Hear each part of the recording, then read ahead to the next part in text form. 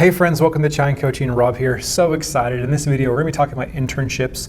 Twinkle, as a new student, landed an amazing internship with Amazon, and she's going to give you all of her tips and tricks on how to get a great internship here in America. Grab some chai and join us. Friends, thanks so much for joining us in this video. This is going to really help you in your intern search. So let's go ahead and meet Twinkle. Go ahead and introduce yourself. Hi Rob, and hi everyone out there. I'm Twinkle. I recently got an internship and I wish to help everyone out there who's looking for an internship.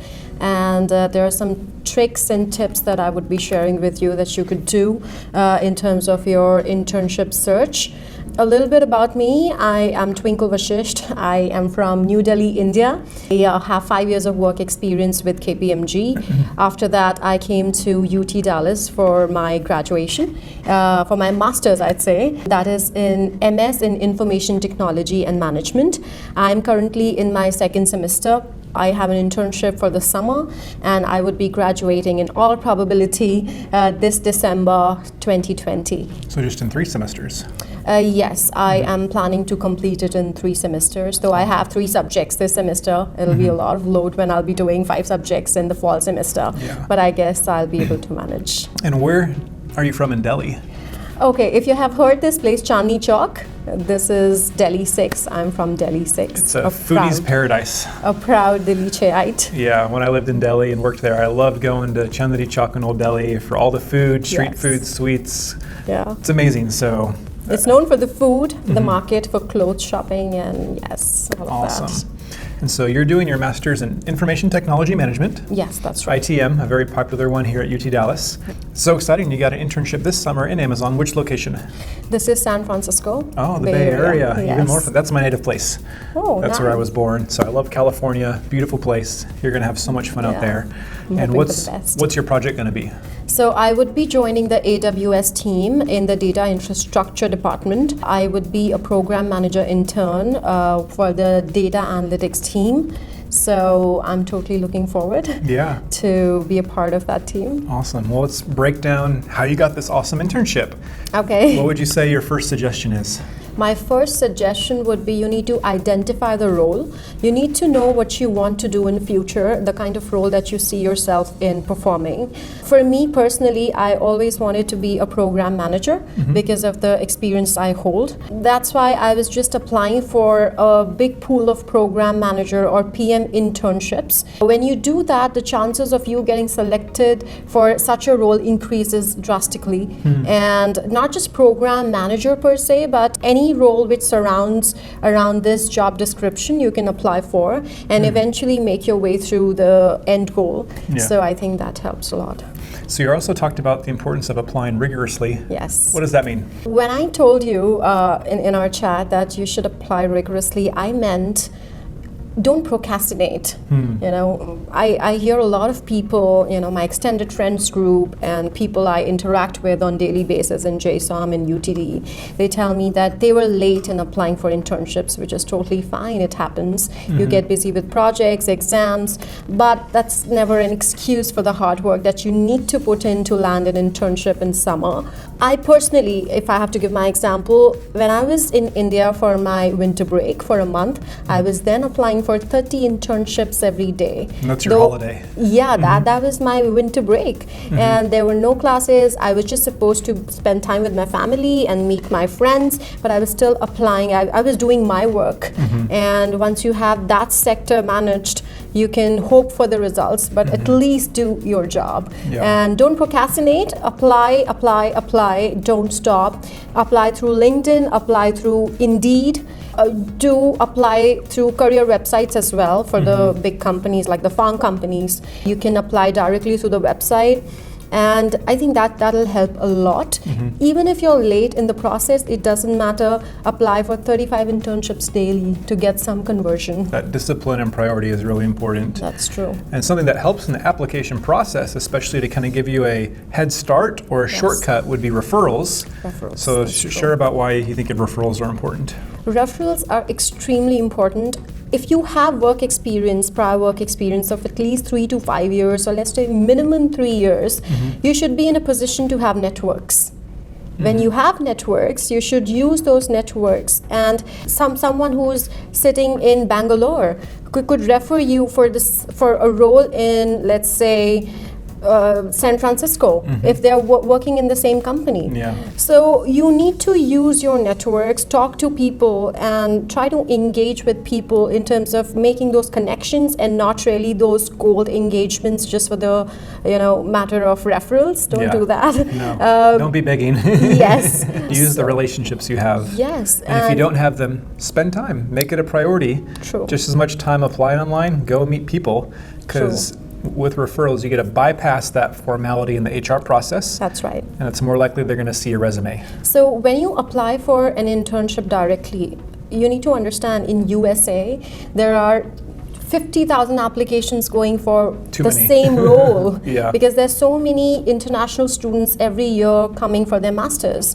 and they end up applying for similar roles. So you need to have a contact who could send your resume directly to the HR, and that pool of 50,000 you can directly cross that. So I think referrals are extremely important. Use referrals wherever you can, whenever you can. To be able to apply and get referrals, you have to give people a resume, right? Yes. So let's talk resume. I think working on resume is very important, and not just your resume, you also need to work on your LinkedIn profile. Okay. You need to have a good LinkedIn profile. Your LinkedIn profile should speak for itself, and your LinkedIn and your CV should be in alignment. So whatever you're writing in your CV should also be there on the LinkedIn. And some quick tips on your CV is it should be a one-pager. More than one page, the recruiter does not have time to even look at your CV. If you have more experience, or if you have more than 3 years of experience, try putting your experience on top. And you should highlight the keywords in your experience. Also, talk about the projects that you have done. If you have experience in the past, talk about the projects that you have done at your workplace. Highlight those projects, and also highlight in a star format that how that project yielded profits for the firm. Also, I would say what I personally used to do was every third or fourth day, I used to open my CV in front of me, and I remember I ended up making 4 to 5 changes every time. So every time you make changes, you get better at making your CV look better in front of people. My suggestion is don't just stick to one CV. Make changes in the CV, and just make sure that you're making it better as per the JD also. And I remember when I posted on LinkedIn, there were many students across USA who were asking me, what kind of CV did you make? And my only answer to them, and that can really help, is that always have 4 to 5 different types of CVs. For example, one for data analytics, one for program manager, one for product, one for SAP. So it should also be in alignment with your past work experience. Yeah. So make different versions, also keep it ready, and when you have to apply, just pick that CV and just apply with it. No, that's a great tip. That's a great tip. Thank you. And you talked about also interview vocabulary. Yes. So what does that mean, and how can that be a helpful strategy? I think interview vocabulary is something which I realized only while the process of interviewing for me was going on. When I interviewed with different companies, I would say Amazon, Microsoft, PayPal, Facebook. When I was interviewing, while the process was going on, I realized I need to speak their language. I need to know what they stand for in terms of the values, because one thing I've realized in USA is companies are ready to pay you for your values. Technical skills, I think they are ready to teach you the tool in 2 weeks of time, but they cannot teach you your values. This is something which is deeply rooted in you. Always use the vocabulary the company understands. Use those words which are aligned to their values. So it matters a lot. It leaves a good impact in the interview. All right, so Twinkle, you talked about how values, the companies are looking more for the values, not just the technical skills, especially in building your own vocabulary and how to talk about those values. And then let's also talk about how you prepare to talk about those values in the interviews and those behavioral questions. When I was doing the research about the questions that I want to prepare for, I got to know through internet, thanks to internet, and through YouTube also, that a lot of weightage is given to behavioral questions, the case questions. So you need to prepare yourself well and keep your examples ready from your corporate life mostly about these questions. And these questions are readily available on YouTube, on Google, and there are company-specific questions as well. So you can prepare for them as well. So when you step into the interview, you cannot forget your technicals because you have worked on that. But about the behavioral questions, my suggestion would be always keep those examples prepared that you want to quote in the interview, and they should be real because recruiters or hiring managers, they know what happens in a company and they know up to what extent can a person or a situation can go. So keep it authentic and that'll help a lot. Awesome. Yeah, the behavioral is so much the soft skills. Soft skills and the cases. Yeah, so your for examples. So even if you want to highlight the successes, don't forget to also talk about the failures. Talking about failures and how you dealt with that failure and what did you do about it will take you a long way in an interview, and not just an interview, beyond that. Because when you meet people, you hear their stories about their failures and what they did about it. It creates a reputation. So that's important as well. And when I've talked to students and recruiters here in America, what I found that it's actually usually not the technical skills that cause the rejection, but it's these behavioral questions and it's the soft skills, the communication skills. They can't connect.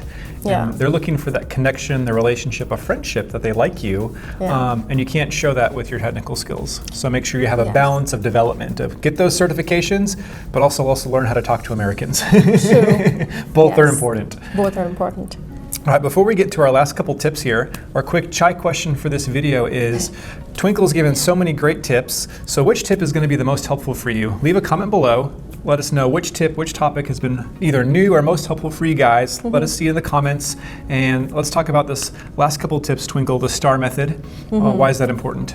STAR method for me personally was important in my CV and also in my interview, where I talked about a problem statement. I talked about what we did about it in terms of tasks, and I also talked about what was my role in the project and how I helped the team in solving the problem. It really helps, and not just in the CV or the projects, it also helps the way you talk, the way you structure your answers. It's really important. And this last suggestion I love so much. People don't tend to talk about it, but it's failure. It's failure. Why do we need to fail? I think there have been, if I just talk my story here, there have been instances I've failed. And there have been instances where I was shattered because nothing was working out for me. But the only thing that kept me going was that you only have to be successful once. You only have to hit the target once. And once you do that, you get the internship, things start to fall in place for you because you do have a structure to your master's then.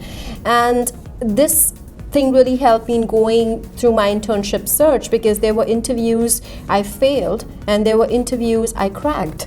And the failed interviews did not hold me back in reappearing or applying for the big roles. They made you better. Yes, and I have taken feedback from hiring managers from the interviews I failed, and I implemented those techniques in the interviews I cracked. And that really helps. So you should be open to feedback. Don't let your ego come in between. Fail fast. And get up again next morning, apply for those 35 internships again, and don't be afraid to fail, because you only have to be successful once. And if you're a new student in a new country, in a new culture, in a very competitive job market, you're gonna fail. Just fail. And come to those grips, that's okay. And then when you can accept that, then you know, okay, failure is gonna be part of the journey to my success. And then you can have a positive outlook and not get beat up about that when it happens. But know that you're actually going in the right direction. And instead of letting fear keep you from failing and keep you from going in that process to actually get the job you want here in America. Absolutely, true. So here's a quick question. Twinkle, you've been amazing. These tips are spot on. I hope other people are going to follow these. If you guys want to hear about her story after this internship, let us know in the comments. Leave a comment if you'd want to hear a post interview about her Amazon internship in California. Maybe we can make that happen. And then if this has been a helpful video, give a big like, thumbs up to say thanks to Twinkle, sharing her experience. I love that she just messaged me, said, hey, I've got a story. I think it'll help students, and I hope this is going to help you guys. And at Cheyenne Coaching, we're all about helping you guys be successful here in America in your student and professional journeys. So don't forget to subscribe. We want to keep you guys connected. We're going to keep putting out more helpful videos like this. Connect with us online as well if you guys have questions. And thanks so much for joining us. We'll see you guys next time at Cheyenne Coaching. Thank you. Cheers, guys. Cheers.